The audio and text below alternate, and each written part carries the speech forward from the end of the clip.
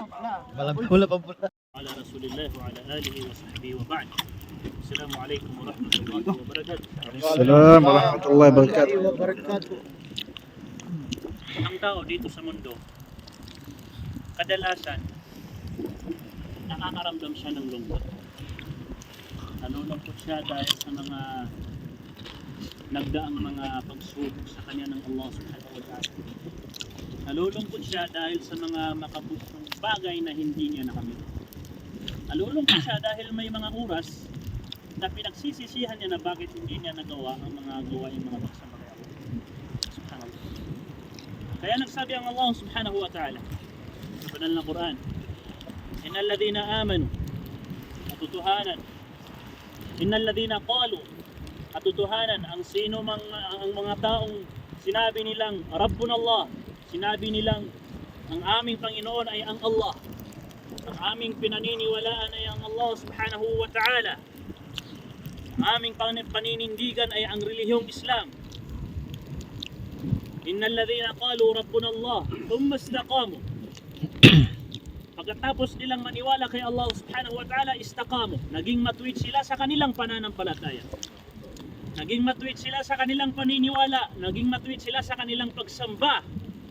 Ano ang sinabi ng Allah subhanahu wa ta'ala? Innal ladhina qalu Rabbuna Allah thumma istaqamu fala khawfun alaihim wala hum yahzanun.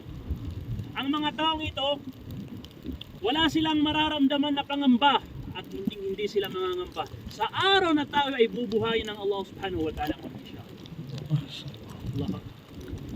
Bakit? Dahil nangako ang Allah subhanahu wa ta'ala na ibibigay sa atin ang kanyang gantimpala, ang kanyang awa, ang kanyang ang pagpapatawad ng ating mga kasalanan. Innal ladhina amanu wa amilus salihat, katotohanan, ito'y sa kabilang aya, katotohanan sinabi ng Allah subhanahu wa ta'ala, yaong mga taong naniwala, wa amilus salihat, at gumawa ng mga kabutihan. Innal ladhina amanu wa amilus salihat lanukaffiranna anhum sayiatihim, ipapatawad namin sa kanila ang kanilang mga kasalanan. Nabanggit din sa hadis, kahit gaano pa kalaki ang iyong kasalanan, kung ikaw ay hindi nagtambal kay Allah, wallahi al-azim, kahit umabot pa sa kalangitan, papatawarin niyo ng Allah subhanahu wa ta'ala. Allahu Wala najziyannahum ahsana bima amilu, at gagantimpalaan namin sila dahil sa kanilang pagiging matuwid, dahil sa kanilang ginawang mga mabubuting gawa. Bumalik tayo sa dating aya, wala khawfun alaihim wala hum yahzanun. Hindi sila mangangamba sa araw ng pagkabuhay muli, wala hum yahzanun, at hindi rin sila malulungkot kung ano man yung mga bagay na hindi nila nakamit dito sa mundo. Hindi ka malulungkot. Hindi mo pagsisisihan kung ano man yung mga oras na nakalipas dito sa mundo. Maraming tao ang magsisisi sa kabilang buhay. Oh ya Allah, sana man lang ay bumalik ako sa mundo dahil may mga bagay na pinagsisisihan siya. Pero yung mga taong naging matuwid, naniwala kay Allah subhanahu wa ta'ala, naging matuwid, sila yung mga taong gagantimpalaan ng Allah subhanahu wa ta'ala ng kanyang paraiso. Ulaika ashabul jannah hum fiha khalidun. Ulaika ashabul jannati jazaan bima kanu ya'malun. Yaong mga taong yun yung mga taong makapasok ng paraiso. Gantimpala ng kanilang mga gawain. Kaya maging ikhlas tayo mga kapatid.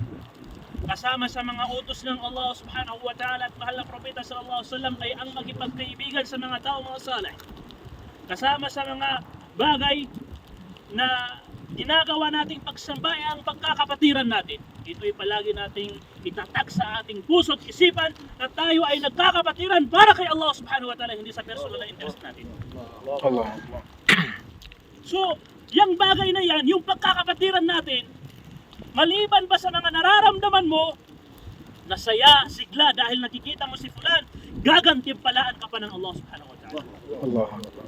Yung isa sa mga brother natin, sinabi nilang napapadalas kami rito kasi hindi namin matiis si Ibrahim pag hindi imbitahan kami. Naalala ko yung isang hadith ng mahal na propeta sallallahu alaihi wasallam, isang lalaki, isang alamat, bibisitahin yung kaibigan niya sa kabilang bayan.